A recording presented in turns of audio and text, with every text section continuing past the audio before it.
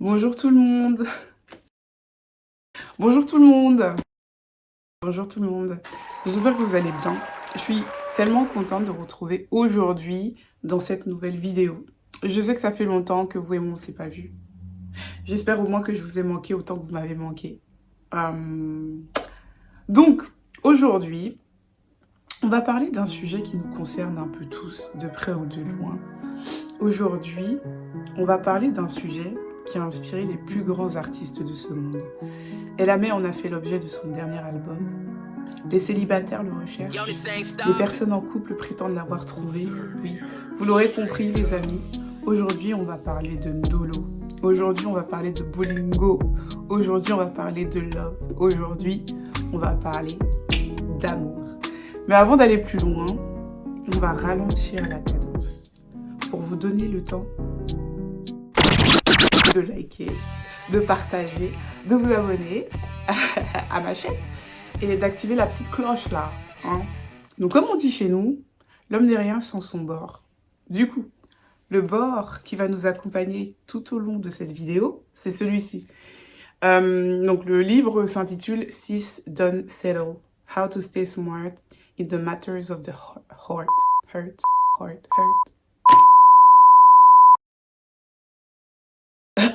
Sis Don't Settle, How to Stay Smart in the Matters of the Heart. Et en français, ça veut dire ma sœur, ne te contente pas de ça. Ma sœur, ne te pose pas. Ma sœur, ne fait pas de compromis. Et comment rester sage en matière de cœur. Donc le livre, il a été écrit par cette brillante, drôle et gentille et charismatique dame que vous voyez ici, qui s'appelle Faith Jenkins. Aujourd'hui, Faith Lattimore, parce que elle est mariée au chanteur de R&B Kenny Lattimore. Mais avant d'être une femme mariée, ou en plus d'être une femme mariée, Judge Faith, en fait, c'est une avocate. Donc, vous l'avez peut-être déjà vu dans plusieurs shows télévisés, notamment Judge Faith, qui est une émission dans laquelle elle règle des palabres entre des proches, ou alors dans la célèbre émission Divorce Court. I'm Judge Faith Jenkins, and this is Divorce Court. All kinds of couples with problems come to me for advice. Can I be in a relationship with someone that I really don't trust? Trust is lost in buckets and gained in drops. There's been a huge breach of trust, according to you. She was on the fast with the pastor. She sending pictures with a smoothie, a straw in her mouth, and a Sasha McMuffin. Can I eat this, pastor? You know what I'm saying? So I'm like, hold on, why you gotta send pictures with it? You're problematic on many levels. You know nothing about commitment, monogamy, integrity, and loyalty. Now, join me in Divorce Court for today's case. Du coup, des couples, Faith en a vu. Des relations amoureuses, Faith en a eu. Et c'est d'ailleurs ce qui l'a inspiré à écrire ce livre. Donc dans ce livre, elle revient sur le b.a.-ba des relations amoureuses, avec beaucoup d'humour, avec beaucoup de candeur et d'honnêteté. Elle parle notamment de certaines de ses expériences personnelles. Et ouais, elle nous permet de découvrir ou alors de redécouvrir certaines choses. Parce que je sais qu'en matière de relations, il y a beaucoup de choses qu'on connaît. Mais que bon, écoute, des fois le cœur nous fait prendre des décisions qui sont très très irrationnelles. Et au final, on se retrouve dans des situations très très compliquées. Donc bon, aujourd'hui ça s'arrête parce que we are going to be smart in the matters of the heart, right? Voilà. Donc, petit disclaimer, je ne suis pas une experte en relations amoureuses, non. Comme vous, je suis là pour découvrir. Mais c'est juste que il y a tellement de choses très très intéressantes dans ce livre et ça me tient à cœur de les partager avec vous.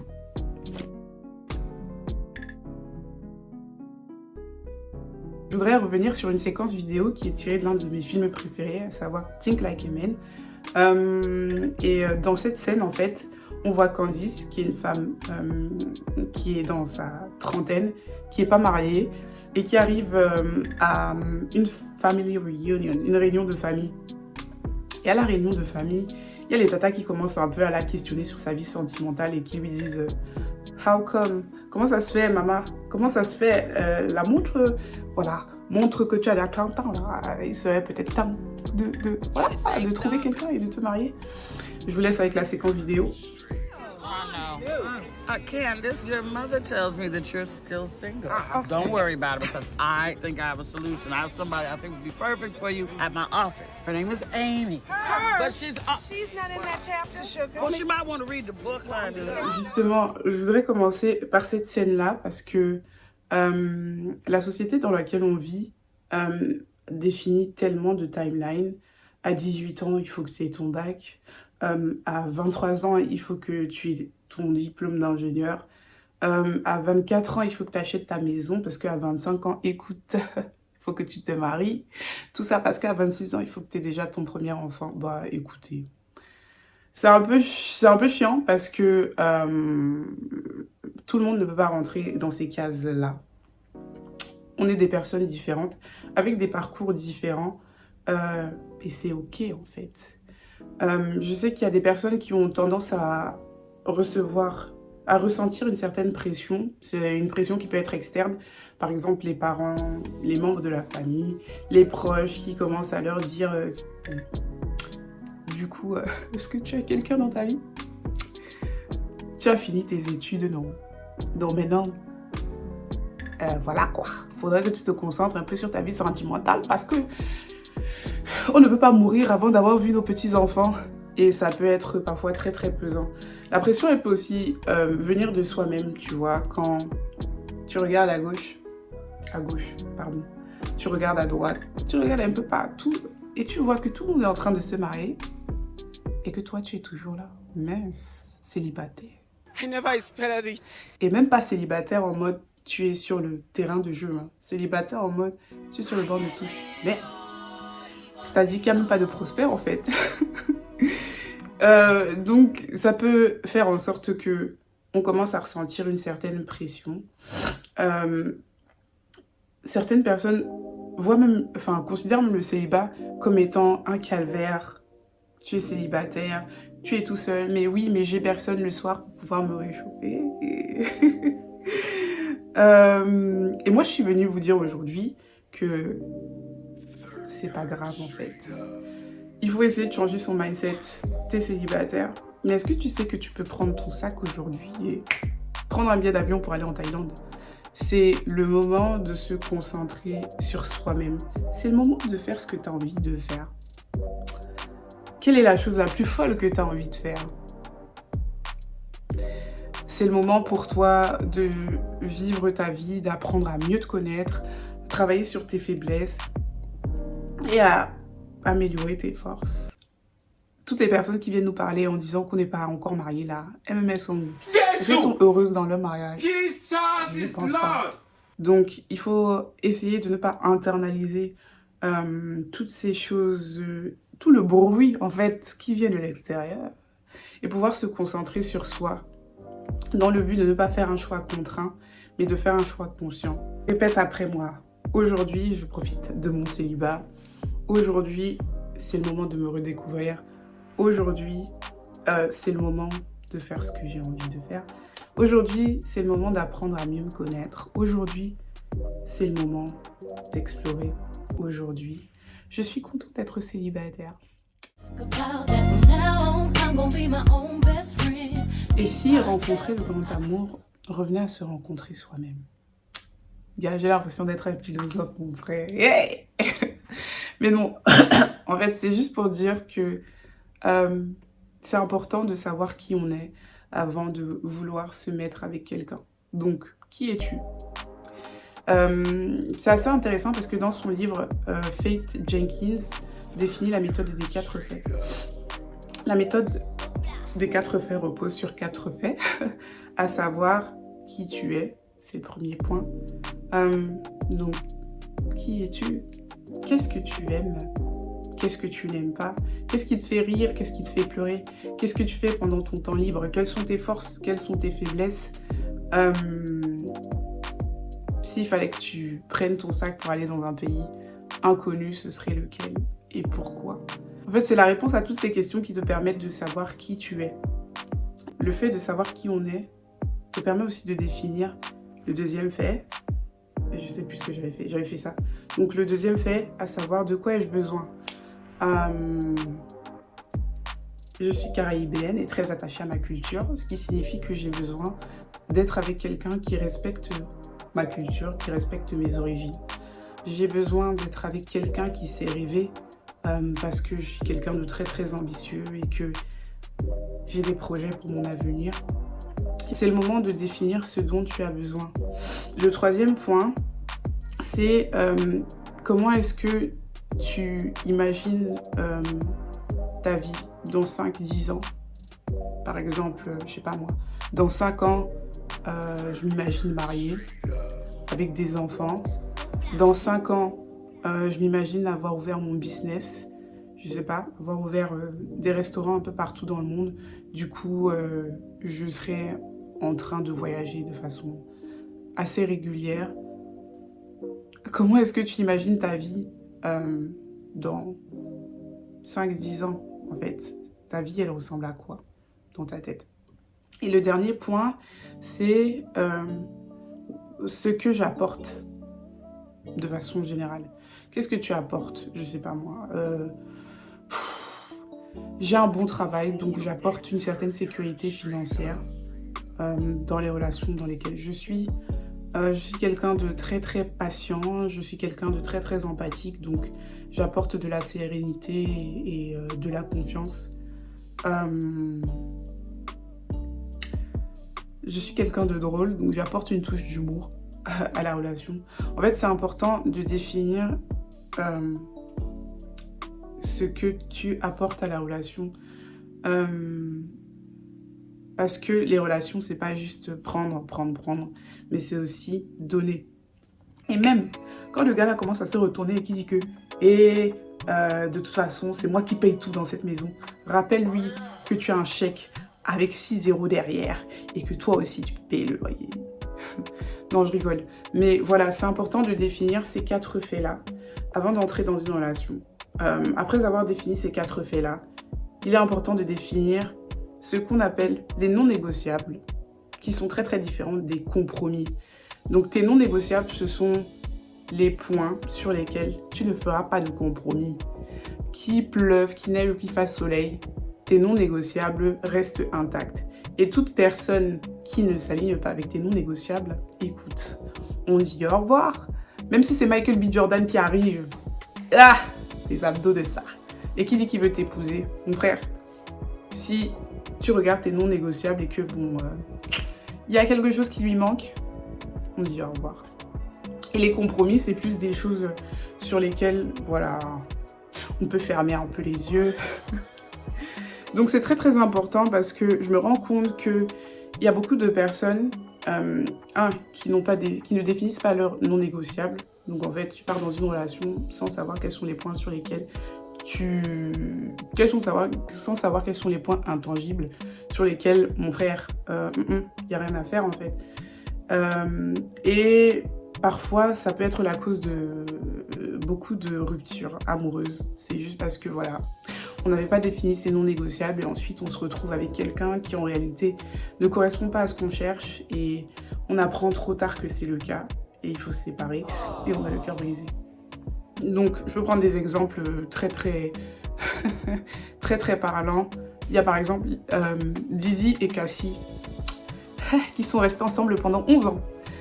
Puis Didi avait été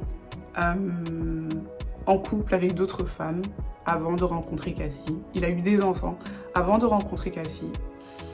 Et il voulait pas forcément se marier. Et pour lui, le fait de ne pas se marier, c'était un non négociable. Et de l'autre côté, t'as Cassie qui veut se marier, qui aspire à une vie de famille, qui veut avoir des enfants. Et pour elle, tout ça, c'est des non négociables en fait. Sauf que il s'avère que les deux se sont mis ensemble. Alors que tu vois, sur ce point-là, ça cadrait pas du tout. Donc après 11 ans de relation, les gars ont fini par se séparer. Ce qui est bien, c'est qu'après, bon, l'année d'après, Cassie a retrouvé un bon gars. Et ils ont eu des enfants. Donc voilà, quels sont tes non négociables? Si pour toi c'est important de créer une famille, d'avoir tes propres enfants, et qu'en face de toi tu as un bachelor qui veut pas du tout se marier, qui veut pas du tout avoir des enfants, bah même si il est beau, même s'il est intelligent, même s'il est ingénieur et même s'il a un futur prometteur, bah au final en termes de valeur, vous voyez pas la vie, vous voyez pas les choses de la même façon. Et pire même, vous êtes sur deux droites parallèles, donc vous n'allez jamais vous rencontrer. Donc voilà, définis tes non négociables et définis tes compromis. Donc par exemple, un compromis, allez, moi je veux un gars qui soit grand et qui fasse minimum 1m95. S'il y a un gars d'1m94 qui arrive, bah écoute, on peut un peu fermer les yeux. Non, je rigole. Mais juste pour dire que c'est important de définir ses non négociables, de définir les points sur lesquels on peut faire des compromis et de savoir faire la différence entre les deux et de savoir rester fidèle à ses non négociables, peu importe qui rentre dans la salle. Donc voilà. Dans le même cadre, il y a ce qu'on appelle les red flags. Quand tu conduis et que tu vois un feu rouge, qu'est-ce que tu fais? Tu t'arrêtes. Le red flag, c'est un peu pareil. Quand tu es dans une relation avec quelqu'un et que tu vois des petits red flags, non seulement tu t'arrêtes, mais en plus de ça, tu cours dans la direction opposée. Donc les red flags, c'est ça, c'est des petites choses que tu arrives à percevoir chez la personne en face de toi et qui peuvent être un peu problématiques, tu vois. Donc par exemple, bon, je ne veux pas juger mes petits exemples, Future. Ciara est arrivée, elle a vu Future, le gars avait déjà 7 baby maman, mon frère. Avec je sais pas combien d'enfants, ou c'est le chef de village, de quel village au Cameroun, on ne sait pas. Et peut-être qu'il y avait une certaine alchimie entre Future et elle, mais en fait, il n'a pas une seule baby mama, il n'en a pas 2, il n'en a pas 3, il n'en a pas 4, il n'en a pas 5, il n'en a pas 6, il en a 7. Et toi, tu veux venir être la numéro 8, maman. En fait, c'est juste pour dire qu'il y a un certain nombre de patterns qu'elle avait déjà vus, mais qui ne l'ont pas arrêté. Alors que ça devait être un petit red flag, de voir quand même que bon, le monsieur, voilà quoi. Il a quand même pas mal de femmes dans sa vie avec lesquelles il n'a pas su s'engager. Peut-être que ça veut dire quelque chose par rapport à lui, par rapport à sa personnalité, par rapport à son caractère. Donc voilà, quand on voit des red flags, on fuit. N'essaye pas de te convaincre. Non. Arrêtons de mettre des œillères. Les red flags sont là. Et quand on voit un red flag, on sait que c'est un red flag. Il y a notre 6e sens à l'intérieur qui dit ma soeur, non. Oui, c'est un red flag. Mais bon, tu sais, on dit que le cœur a ses raisons, que la raison ne connaît pas. Donc des fois, ton cœur va dire oui, mais, non. Non, on fuit. Le prochain point s'appelle due diligence.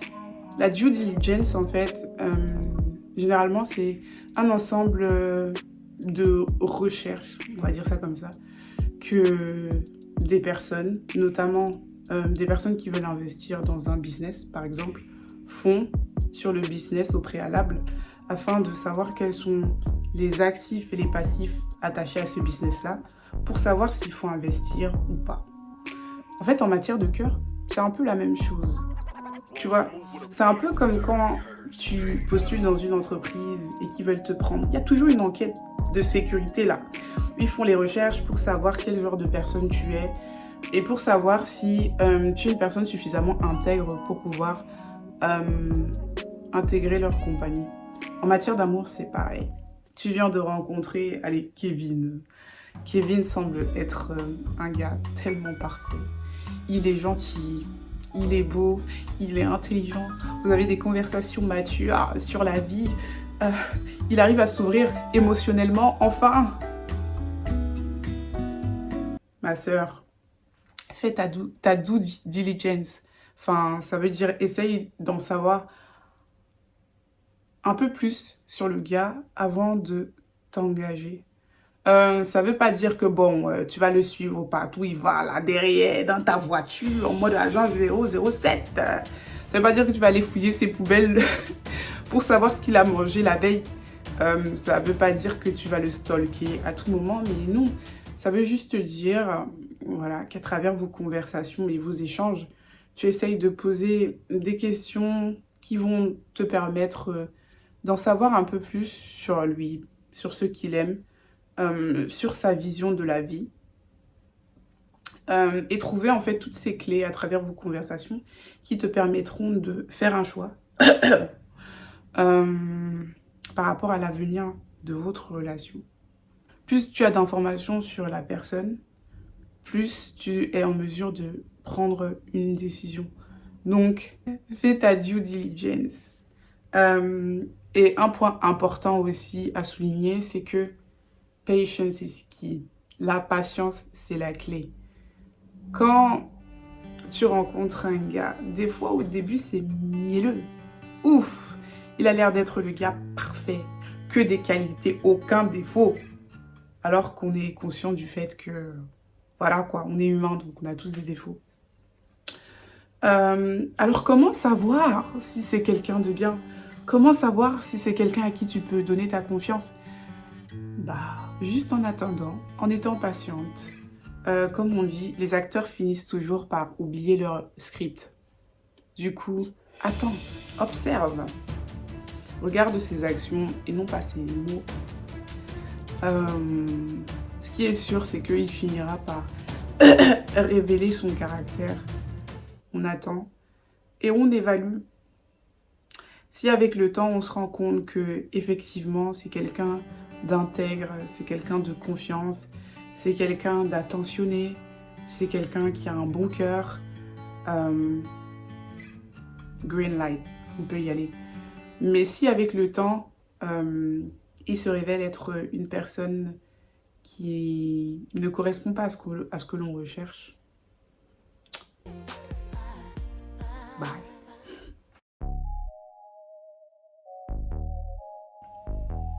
Un autre point très très crucial, c'est que quand tu te mets en couple avec quelqu'un, il faut accepter la personne telle qu'elle est.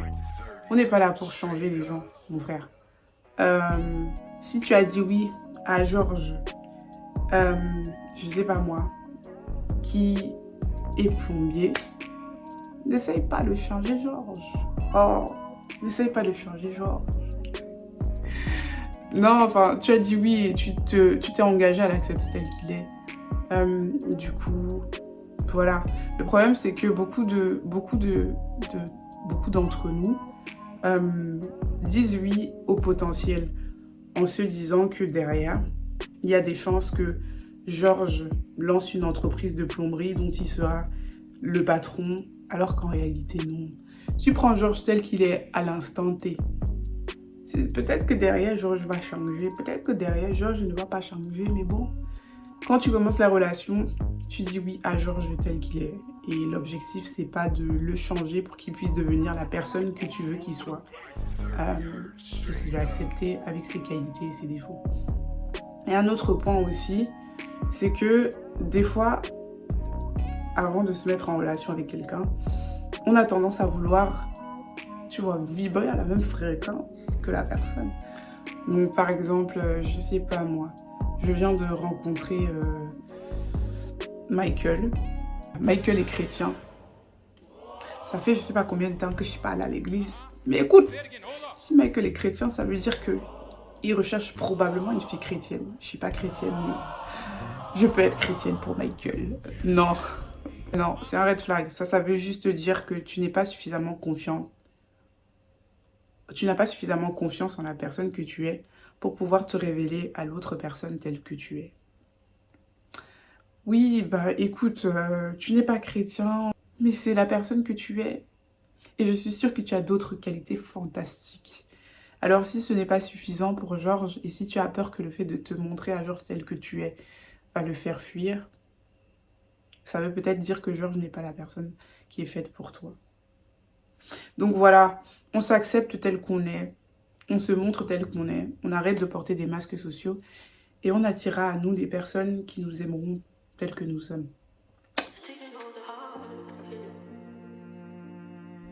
Ne soyez pas très pressés d'être en couple. Enfin, c'est une bonne chose, tu vois, d'aspirer à vouloir construire cette relation magnifique avec la personne que vous méritez. Mais il faut être bien sûr que vous vous mettez avec la personne qui vous mérite. Donc voilà, on ne fait pas de compromis. À partir d'aujourd'hui, on essaye d'être smart en ce qui concerne les relations amoureuses. On se concentre bien sur ces non négociables. Et on vit sa vie parce qu'on n'en a qu'une seule. Et j'espère que tout au long de cette vidéo, vous aurez pu apprendre des choses enrichissantes. Aujourd'hui, vous avez les clés, du coup, pour pouvoir aller sur la dating scene et faire les bons choix sans faire de compromis. Et trouver enfin cette personne qui fera votre bonheur. Donc voilà, je pense que c'est la fin de la vidéo. J'espère que je reviendrai bientôt pour une autre vidéo. Sachez que dès que je termine de filmer, de monter, là, moi, je m'assois pour regarder la vidéo là parce que des fois là, moi aussi, en matière de relation, écoute, voilà. Je sais que c'est toujours plus facile à dire qu'à faire. Ça a l'air d'être très simple sur le papier, alors qu'en réalité, c'est pas du tout le cas. Donc, si jamais vous n'arrivez pas à intégrer tout de suite les différentes notions qu'on a abordées aujourd'hui, c'est pas grave. Donnez-vous du temps. Ça va venir avec le temps de toute façon. Mais si c'est un gars qui ne nous mérite pas, we say goodbye. Je vous conseille vraiment de lire le livre de Fate parce qu'il est super intéressant. Il est plein de leçons. Il est plein de leçons. Il est drôle. Elle est super drôle, Fate. J'ai l'impression que je dis ça dans toutes les vidéos, comme si tout le monde était drôle. Mais bon, c'est la vérité. Et voilà quoi. Je vais vous mettre en barre d'infos l'une de ses interviews, justement, où elle revenait sur les relations de façon générale et où elle faisait la promo de son livre. Donc si vous voulez pas, si vous n'avez pas l'occasion de lire son livre, vous pouvez déjà regarder son interview. Je vous souhaite de belles choses. Je vous souhaite de trouver l'amour, le vrai. Prenez soin de vous, prenez soin de vos proches. Je vous fais de gros bisous et je vais essayer de ne pas perdre trop de temps avant de sortir la prochaine vidéo. On se voit bientôt. Likez, partagez la vidéo.